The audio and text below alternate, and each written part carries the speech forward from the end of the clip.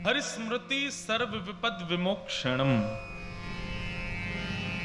हरिस्मृति से सारी विपत्ति अपने आप शांत हो जाती है। विपत्ति जीवन में ना आवे ऐसा कोई उपाय नहीं है बंधुओं। बहुत ध्यान से सुनिए सब लोग, बहुत गंभीरता से सुनिए। विपत्ति जीवन में ना आवे, हमारे जीवन में कभी कोई कष्ट ना आवे, ऐसा कोई उपाय ना तो किसी शास्त्र में वर्णित है, ना किसी पुराण में वर्णित है, कहीं भी नहीं है। और यदि आप ढूंढने के लिए जाओगे, ज्यादा अध्ययन करके प्रयास करोगे कि कुछ मिल जाए कि जिससे कोई संकट हमारे जीवन में ना आवे, तो एक ही उपाय है, केवल और केवल ठाकुर जी का नाम का आश्रय है।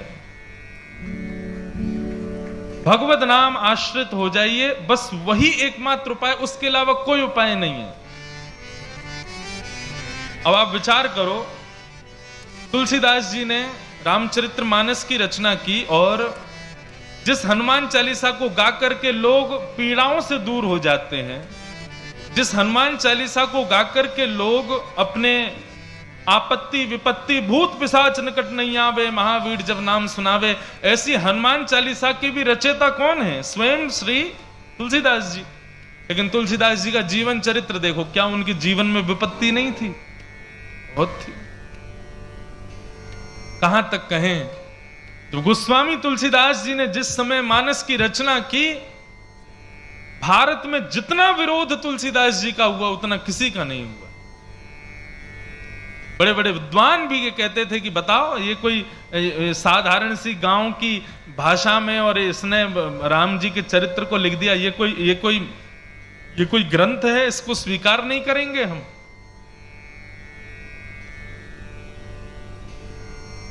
गोस्वामी तुलसीदास जी अपनी मानस को लेकर के काशी विश्वनाथ भगवान के पास गए और जाकर के गर्भगृह में रात्रि शयन के समय पर मानस को वहीं रख दिया, ठाकुर जी के पास में, विश्वनाथ भगवान के पास में, और हाथ जोड़ करके कहा, हे विश्वनाथ भगवान, मैंने किसी मानव को रिझाने के लिए इस ग्रंथ को नहीं लिखा है। स्वांतः सुखाय तुलसी रघुनाथ गाथा, मैंने अपने आप को प्रसन्न करने के लिए लिखा है, मैं किसी को खुश नहीं करना चाहता, लेकिन अपनी प्रसन्नता के लिए मैं चाहता हूं कि आप एक बार स्वीकृति प्रदान कर दें कि मैंने जो रचना की है ये उचित है कि नहीं। मेरी कोई काबिलियत नहीं कि मैं लिख सकूं, लेकिन फिर भी मेरे अंदर जो जो भाव आते गए मैं लिखता गया हूं। कोई एक सिग्नेचर तो हो जाए गुरुदेव का कि हाँ तुमने जो भी लिखा सब सही है, तो एक बार आप स्वीकार कर लेंगे तो मैं मान जाऊंगा। विद्वान तो कोई इसको स्वीकार कर ही नहीं रहा है। ऐसा कहकर के तुलसीदास जी चले गए। रात्रि में मानस जी विश्वनाथ भगवान के पास में रखी रही, ऐसा कहते हैं। और भी जितने भी हमारे धर्म ग्रंथ के धर्म शास्त्रों के ग्रंथ हैं वो भी रखे। प्रातः काल जब ब्रह्म मुहूर्त में कपाट खोले तो सारे ग्रंथ नीचे, सबसे ऊपर मानस रखी थी, और उस मानस पर काशी विश्वनाथ भगवान का सिग्नेचर है। वो सिग्नेचर ये है, सत्यम शिवम सुंदरम। सत्यम शिवम सुंदरम कोई गीत नहीं है, ये काशी विश्वनाथ भगवान ने हस्ताक्षर किया रामचरितमानस के ऊपर कि आपने जो लिखा है हे तुलसीदास जी, सत्यम, बिल्कुल सत्य है। दूसरा लिखा शिवम, शिवम का अर्थ होता है कल्याणकारी, इसको जो पढ़ेगा, जो इसके आश्रय में आएगा उसका कल्याण हो जाएगा, शिवम। और आपने जितनी भी इसमें कथाओं का वर्णन किया है वो कैसी हैं? बोले सुंदरम, सत्यम शिवम। कहने का अभिप्राय बंधुओं, यदि आप ये सोच रहे हो कि संकट हमारे जीवन से चला जाए, कभी नहीं जाएगा। और अब अगली बात कह दूं, घोषणा कर दूं, तो कभी दरबार में गुरुदेव से और अपने ठाकुर से कभी ये प्रार्थना करना भी मत कि हमारे संकट दूर हों।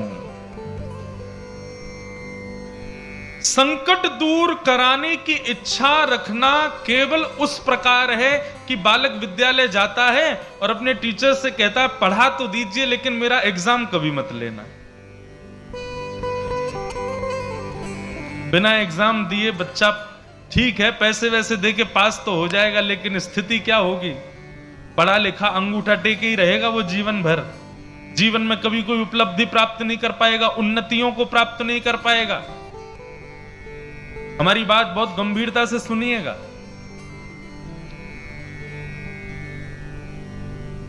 ठाकुर जी से कभी प्रार्थना मत करो कि संकट दूर हो। अपने गुरुदेव से कभी प्रार्थना मत करो कि हमारे संकट दूर हो। ठाकुर जी से बस ये प्रार्थना करना, नाथ संकट हमारे जीवन में है, इस संकट से जूझने का बल आप हमको प्रदान करो, इससे लड़ने की शक्ति आप हमको प्रदान करो। बस संकट विपत्ति दूर हो ऐसी कामना कभी ठाकुर जी से मत करना। उसके पीछे कारण है, और वो कारण क्या है? एक भक्त को पेट का रोग हो गया, इतना भयंकर रोग हो गया कि महाराज वो पानी भी पीता तो सब प्रस्थान हो जाता। लेकिन उस भक्त का नियम था, वो जगन्नाथ भगवान के दिन में 8 बार दर्शन करता था, लेकिन पेट के रोग की वजह से मंदिर ही नहीं जा पा रहा था। समुद्र के किनारे विलाप कर रहा था, भयंकर रोग हो गया था, मलमूत्र में सना हुआ पड़ा था। तभी जगन्नाथ भगवान प्रकट हो गए और प्रकट होकर के उसके अंग पर लगे हुए मलमूत्र को ठाकुर जी अपने हाथ से पोंछने लगे। भक्त ने जब देखा, भक्त ने हाथ पकड़ लिया, बोले ठाकुर जी आप क्या कर रहे हो? बोले तुम्हारा शरीर मलमूत्र में सन गया है, उसको साफ कर रहे हैं। ऐसा मत कीजिए नाथ, आप भगवान हैं, आप परम पवित्र हैं, मेरे तन के मलमूत्र को आप साफ क्यों कर रहे हैं? बोले क्यों, भक्त मेरी सेवा करता है तो मैं भी भक्त की सेवा कर सकता हूं। बोले आपकी बात ठीक है, तो फिर एक काम करो ना, मेरा रोग ही दूर कर दो। जब आप इतने ही सामर्थ्यवान हो तो मेरा रोग दूर कर दो, मेरे मलमूत्र को साफ क्यों कर रहे हो? मुझे ठीक कर दीजिए, स्वस्थ कर दीजिए। भगवान बोले स्वस्थ नहीं करूंगा। भक्त ने पूछा क्यों? तब इतना सुंदर उत्तर ठाकुर जी देते हैं, सबको सुननी चाहिए ये बात। आप इसके बाद कभी नहीं कहोगे कि हमारे दुख दूर करो। ठाकुर जी कहते हैं देखो, मानव के जीवन में वो जो कुछ भी भोगता है वो सब अपने प्रारब्धों से भोगता है, और प्रारब्ध जब पूरा भुग जाएगा तब ही वो मेरी प्राप्ति कर पाएगा, उससे पहले मेरी प्राप्ति नहीं हो पाएगी। यदि व्यक्ति कहे कि मेरे संकटों को दूर कर दो, तो इसका मतलब क्या हुआ? उसके प्रारब्ध से जो उसको भोगना था वो नहीं भोगा, और यदि वो नहीं भोगेगा तो मेरी प्राप्ति नहीं हो पाएगी। भगवान कहते हैं अभी यदि मैंने तुम्हारा रोग ठीक कर दिया तो प्रारब्ध तुम्हारा इकट्ठा रहेगा, आज नहीं तो कल, कल नहीं तो अगले जन्म में भोगने के लिए तुमको आना पड़ेगा। क्योंकि ये तो संसार का नियम है, जब तक हमारे पाप पुण्य दोनों हम भोग नहीं लेंगे तब तक हमको वैकुंठ नहीं मिलेगा। जब दोनों शून्य नहीं हो जाएंगे जब तक, तब तक ठाकुर जी नहीं मिलेंगे। और इसको शून्य यदि करना है तो आपको अपना प्रारब्ध भोगना तो पड़ेगा। इसलिए ठाकुर जी कहते हैं प्रार्थना ये करो कि बल मिले, ये मत करो कि दुख दूर हो, संकट दूर हो। स्वामी विवेकानंद तो कहते हैं कि यदि किसी व्यक्ति के जीवन में संकट नहीं आते तो ऐसा व्यक्ति विचार करे कि वो वास्तव में जी रहा है कि नहीं जी रहा है। और मैं तो अपनी कथाओं में कहा करता हूं, किसी के जीवन में संकट आ जाए ना तो थोड़ा सा मुस्कुरा जाना। क्यों? ठाकुर जी की नजर है आप पे, इसीलिए आपकी परीक्षा हो रही है। और जिनकी कभी परीक्षा नहीं होती तो समझो ये बैक बेंचर्स हैं। जैसे क्लास में पीछे बैठने वाले बच्चे होते हैं ना, टीचर ना उनको डांटता है ना उनसे कुछ कहता है, बोले क्यों, ये पढ़ते लिखते तो है नहीं, पीछे ही पड़े रहो तुम। तो इसलिए संसार में जिनको दुख नहीं मिलता उनको ये समझ लो इन पे ठाकुर जी कृपा ही नहीं है, इनको ठाकुर जी ने छोड़ रखा। बोले तुम्हारे कुछ हो नहीं सकता, तुम पापी हो। लेकिन जिसको समय समय पर पीड़ा हो जाए, जिसको बात बात पर कोई ना कोई परीक्षा भोगनी पड़े, तो समझ जा रहा कि ठाकुर जी की हम पे दृष्टि है, इसीलिए बार बार कुछ ना कुछ होता रहता है। संसार एक दुखालय है और यहां हम दुख ही भोगने आए हैं, उससे हम बच नहीं सकते। लेकिन फिर भी जैसे मीराबाई के जीवन में दुख आया, लेकिन मीराबाई के जीवन चरित्र को आप पढ़ोगे तो कहीं भी ऐसा नहीं लगेगा कि मीराबाई कर्म पर हाथ धर के बैठी हूं कि हे नाथ ऐसा क्यों हो रहा है। भक्त प्रहलाद के जीवन में दुख आया, खुद की सगी भुआ लेकर के चिता में बैठ गई, इससे बड़ा दुख क्या होगा? खुद के पिता मारना चाहते हैं, इससे बड़ा दुख क्या होगा? लेकिन ऐसे प्रहलाद भी कभी चिंता करके बैठे हों, ऐसा कहीं नहीं लिखा। इसके पीछे कारण क्या है, वही कारण यहां बता रहे हैं, और ध्यान से सुनिएगा। कि देहे स्थिमां सरुधिरे भिमतिं त्यजत्वं जाया सुतादिषु सदा ममतां विमुञ्च पश्यानिशं जगदिदं क्षणभङ्गनिष्ठम् वैराग्यरागरसिको भवभक्तिनिष्ठ।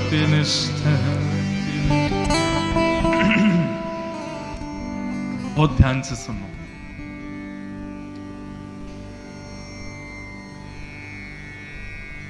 यहां पर गोकर्ण जी महाराज अपने पिता को एक सूत्र दे रहे हैं, दुख से बचने का सूत्र। पिताजी,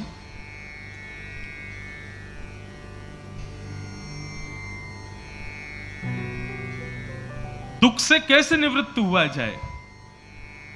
तो कहते हैं दुख जीवन में आने के दो कारण होते हैं, पहली तो अहमता और दूसरी ममता। पहला दुख का कारण है अहमता और दूसरा दुख का कारण है ममता। बहुत सावधानी से सुनो, पानी सबके पास आ जाएगा, आप लोग यहां देख के कथा सुनो। आप लोग वहां पानी वाले उनको देखने लग जाते हैं तो मेरे को प्यास लगने लगती है, तो आप इधर ही देखो, कथा सुनो। दुख के दो कारण हैं, इसको अपने हृदय पटल में लिख लीजिएगा। पहला दुख का कारण है अहमता और दूसरा दुख का कारण है ममता। अहमता किसको कहते हैं? अहमता कहते हैं अभिमान को। अहमता सदैव खुद में होती है और ममता सदैव दूसरों में होती है। ये दो ही दुख के कारण हैं। यदि व्यक्ति इन दोनों से बच जाए तो उसको कभी दुख का अनुभव नहीं होगा। पहली बात तो पिताजी, अहमता का त्याग करें। हम अभिमान करते हैं, किस चीज का अभिमान? मैं सुंदर हूं, मैं अच्छा गाता हूं, मैं अच्छा नाचता हूं, मैं अच्छा बोलता हूं, मैंने ये किया, मैंने इतने पैसे कमाए, मैं ऐसी जगह जॉब करता हूं, मेरे पास ये गाड़ी, मेरी पत्नी ऐसी, मेरे बच्चे ऐसे, मेरा परिवार ऐसा, मैं ऐसा। रूप का अभिमान, बुद्धि का अभिमान, यौवन का अभिमान, घर का अभिमान, संपत्ति का अभिमान, पुत्र पुत्री का अभिमान, पत्नी का अभिमान, परिवार का अभिमान, जाति का अभिमान, ये सारे अभिमान दुख के कारण होते हैं। पिताजी, सबसे पहले तो व्यक्ति को अहमता का त्याग करना चाहिए, अभिमान का त्याग करे। क्यों? वो जिस रूप का अभिमान कर रहा है, आप विचार करके बताइए, कोई सुंदरता का अभिमान करे, कितने दिन सुंदर बना रहेगा? 10 साल, 15 साल, 20 साल, एक समय आएगा उसको देख करके भी लगेगा कि बताओ किसी समय में ये सुंदर था, लेकिन अब देखो इसकी स्थिति क्या हो गई। आपके बगल वाले नगर में तो इसी के ही पैसे खर्च किए जाते हैं कि हम जीवन भर सुंदर ही बने रहें। हमारे पूज्य पिताजी महाराज कहते हैं कि जो माताएं बहनें होती हैं ना, वो अपनी आयु 10-15 साल कम ही बताती हैं बड़े होने के बाद भी। एक बार महाराज जी अमेरिका गया मैं, तो वहां पर भी सिंधी परिवार थे, उन्होंने कथा कराई। तो एक माता जी एक दिन सिंधी कढ़ी बना के लाई, और माता जी की उम्र होगी लगभग 60 वर्ष, लेकिन वो बनके ऐसे रहती थी जैसे कि 22 वर्ष। बाल वाल बिल्कुल जो है बढ़िया, क्या बताएं, उसका रूप का वर्णन तो नहीं कर सकते हम, लेकिन ऐसी थी। तो जैसे ही वो आई, तो वो मेरा शुरुआती दौर था। अब तो कोई मिले तो या तो माता जी कहते हैं या बहन जी कहते हैं, तब गलती से मेरे मुंह से आंटी निकल गया। वो ना माता जी ना तो कथा में आई और ना फिर मुझसे मिलने आई। तो मैंने एक दिन पूछा, मैंने कहा भैया वो एक माता जी एक दिन सिंधी कड़ी बना के लाई, वो आई क्यों नहीं, पूछो तो। फोन करवा के पूछा तो बोली वो नाराज हो गई है कि ये पंडित जी जो कथा करने आए इन्होंने हमको आंटी कैसे बोल दिया। तो जिनसे हमने फोन करवाया मैंने कहा उनकी उम्र कितनी, बोले महाराज जी सब दुखी हैं, उम्र तो उनकी 60 साल है लेकिन हम सबको उनको बहन जी बोलना पड़ता है या फिर उनका नाम लेके बुलाना पड़ता है, उनको अच्छा नहीं लगता कि कोई उनको आंटी कहे। किस बात का अभिमान करते हैं हम? आज सुंदर हैं कल नहीं रहोगे। आंखों पे पड़ेगा जाला, नाक से बहेगा नाला, लाठी से पड़ेगा पाला, जरा जिंदगानी का। एक दिन सबकी स्थिति ऐसी हो जानी है, तो फिर अभिमान क्यों? अभिमान आप तब कर सकते हो कि आप अपने रूप से कह दो अब सदा सर्वदा तुम सुंदर बने रहना, कभी कुरूप मत होना। मानेगा आपकी? नहीं मानेगा। बालों से कहना अब हम डाई नहीं करेंगे, अब तुम काले ही बने रहना, नहीं मानेंगे, काले हो जाएंगे। अपनी चमड़ी से कह दो तुम सदैव वैसी कसी रहना, कभी झुर्रियां नहीं पड़नी चाहिए, नहीं मानेंगी, एक दिन झुर्री पड़ जाएंगी। हड्डियों से कह दो तुम सदैव स्वस्थ रहना, लेकिन एक दिन लड़खड़ाई जाएंगी। जब ये शरीर आपकी मानता ही नहीं है तो फिर इस पर अभिमान क्यों? ये शरीर आपके वश में ही नहीं है तो फिर इसका अभिमान हम क्यों करते हैं? एक पंक्ति है, बहुत प्यारी पंक्ति है।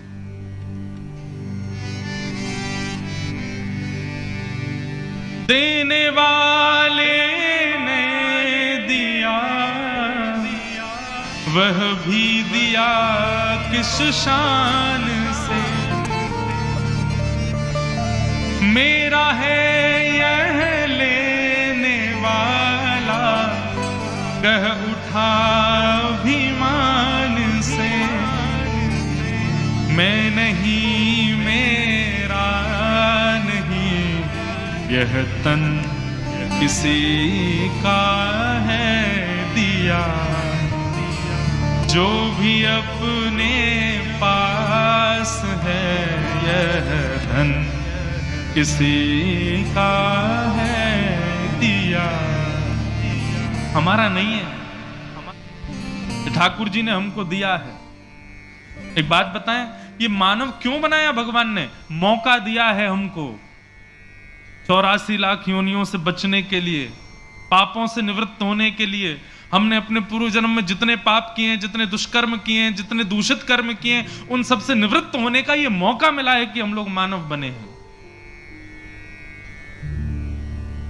कुकर, सूकर, चींटी, छिपकली आदि ये सारी योनियां हैं, ये सब अपने पाप की वजह से इन योनियों में पड़े हैं, लेकिन हम मानव हैं, इसका मतलब हमको मौका मिला है, बच जाओ, संभल जाओ। ठाकुर जी की बड़ी कृपा है कि तुम मानव हो, तुम कीर्तन कर सकते हो, भजन कर सकते हो, वृंदावन जा सकते हो, कथा सुन सकते हो, सत्कर्म कर सकते हो, लोगों की सहायता कर सकते हो, परोपकार कर सकते हो। ये कोई नहीं कर सकता, केवल मानव कर सकता है। मानव को कभी अपने ऊपर अभिमान नहीं। हां, ठाकुर जी ने मुझे मानव बनाया, इसका स्वाभिमान करो और इससे सेवा करो, अभिमान नहीं। पिताजी यदि सुखी रहना है जीवन में, सबसे पहले अभिमान का त्याग करो, अहंता। अभिमान करने का अधिकार तब है जब कोई वस्तु आपके वश में है, जब आप खुद ही अपने वश में नहीं हो। उल्लासनगर में हमारे पूज्य पिताजी की एक दो बार कथा हो चुकी है, 93, 94 में, शायद 93 में 3 बार, और दास का जन्म 96 का है, तो उससे पहले पिताजी उल्लासनगर आ चुके हैं। तो उल्लासनगर का मुझे स्मृति में नहीं है, लेकिन एक परिवार है, शायद वो आए, उनको पता चले। तो वो अभी कुछ साल पहले हमारी कांदीवली में कथा थी, वहां आए थे, हम उल्लासनगर से आए। मन का अच्छा। तब वो बता रहे थे, बोले ठाकुर जी जब कथा करने आए, उसके बाद जब आपका जन्म हुआ तब हम आपके घर आए थे, आपको गोदी में खिलाया था, आपको ऐसा ऐसा करके बता रहे। बोले अब आप व्यासपीठ पे बैठे हो। तो ये बात में क्यों स्मृति, शायद वो कल परसों में उनको पता चले तो आए। मैं अभी जानता तो नहीं हूं उनको, लेकिन आज वो देख करके आश्चर्य करते हैं, बोले ये जो व्यास जी बैठे हैं इनको हमने गोदी में खिलाया है। कई जगह हम कथा करने जाते हैं, वहां पिताजी के शिष्य आते हैं, उन सब ने मुझे गोद में खिलाया है, लेकिन अब मैं कहूं गोद में खिला लो मुझे, अब स्थिति नहीं है ना। परिवर्तन होता रहता है शरीर का, संसार का, ये वश में कभी नहीं रहेगा।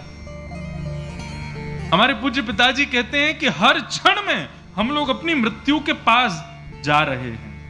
ये परिवर्तन हमारे अंग प्रत्यंगों का, शरीर का, बुद्धि का, मन का, ये इस बात का प्रतीक है कि तुम और मैच्योर नहीं हो रहे हो और मृत्यु के समीप जा रहे हो।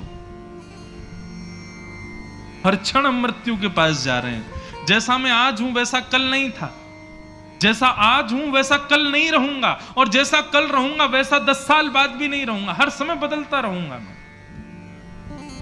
तो जो परिवर्तनशील शरीर है उस पर अभिमान क्यों करना? इससे अहंता का त्याग करो, अभिमान छोड़ो। और दूसरा पिताजी काम करना है, यदि सुखी रहना है तो इस शरीर के जितने संबंधी हैं उनमें जो ममता है उस ममता का त्याग करो।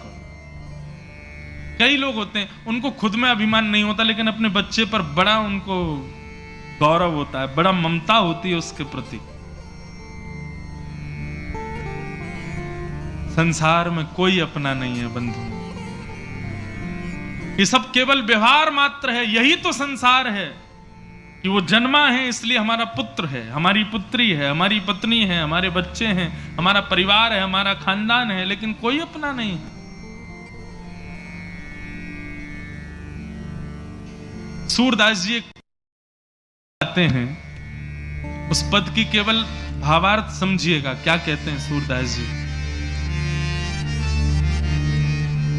जा दिन मन पंछी उड़ जाए, जा दिन मन पंछी उड़ जाए,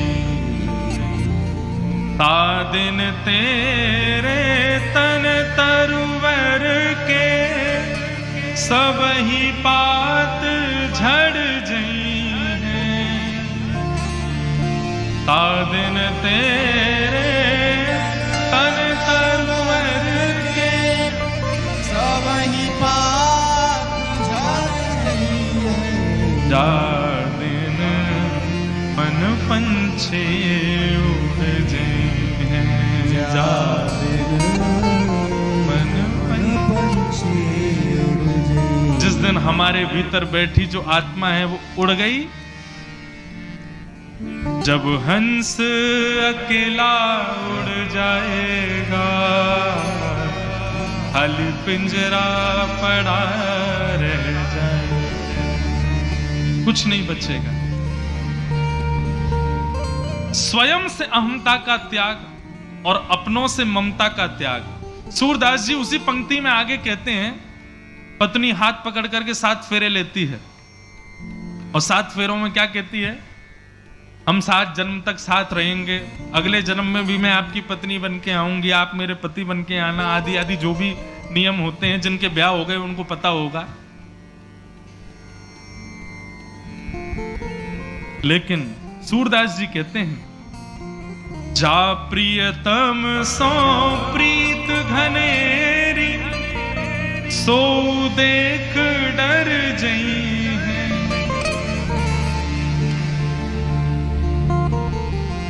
मान लीजिए, एक उदाहरण दे रहे हैं, ऐसा तो है नहीं संसार में किसी की मृत्यु नहीं होगी, सबकी होगी। एक बार एक सौभाग्यवती नारी का दुर्भाग्य रहा और उसके पति उसको छोड़ के चले गए। बहुत रोई बेचारी, मेरे पति कहां चले गए, बहुत रोई। लेकिन फिर परिवार के लोगों ने जाकर के उसका संस्कार कर दिया। बहुत महीनों तक विलाप करती रही कि मेरे पति कहां हैं, लेकिन जैसे तैसे ठीक होने लगी। परंतु एक दिन आया, उसके पति ने यमराज से प्रार्थना करी, मेरी पत्नी बड़ी दुखी है, मुझे आज्ञा दीजिए, मैं अपनी पत्नी से मिलने जाना चाहता हूं। तो यमराज बोले ठीक है, जाओ अपनी पत्नी से एक बार मिलाओ। बहुत महीनों तक विलाप करती रही कि मेरे पति कहां हैं, लेकिन जैसे तैसे ठीक होने लगी। परंतु एक दिन आया, उसके पति ने यमराज से प्रार्थना करी, मेरी पत्नी बड़ी दुखी है, मुझे आज्ञा दीजिए, मैं अपनी पत्नी से मिलने जाना चाहता हूं। तो यमराज बोले ठीक है, जाओ अपनी पत्नी से एक बार मिलाओ। पत्नी बेचारी रात्रि में सोई थी, इतने में ही ऊपर पंखा घूम रहा था, तभी गौर से देखा तो पंखे के ऊपर पतिदेव बैठे थे। पत्नी की स्थिति क्या हुई? भूत पिशाच निकट नहीं आवे, महावीर जब नाम सुनावे, नासर हो गए सब पीरा, जपत निरंतर हनुमत पीरा, जल लेकर के आवे, छिड़काव करे, भागो यहां से। आ गए भूत पिशाच।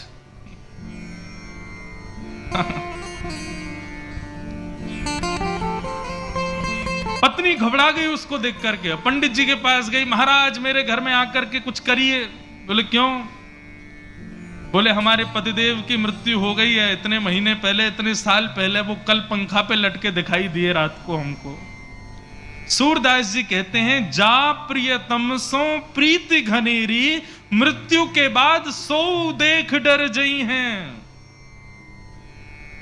तो फिर ये ममता किससे कर रहे हो आप? मृत्यु होने के बाद पत्नी, बच्चे, खानदान, परिवार सब रो भले ही रहे हैं, लेकिन यदि आप दोबारा उठ के बैठ गए ना तो सब भाग जाएंगे वहां से, क्योंकि उस समय भय लगता है कि अब तो ये चला गया, अब नहीं आ सकता। और यदि चमत्कार से आ भी गए तो सब भय के मारे भाग जाएंगे।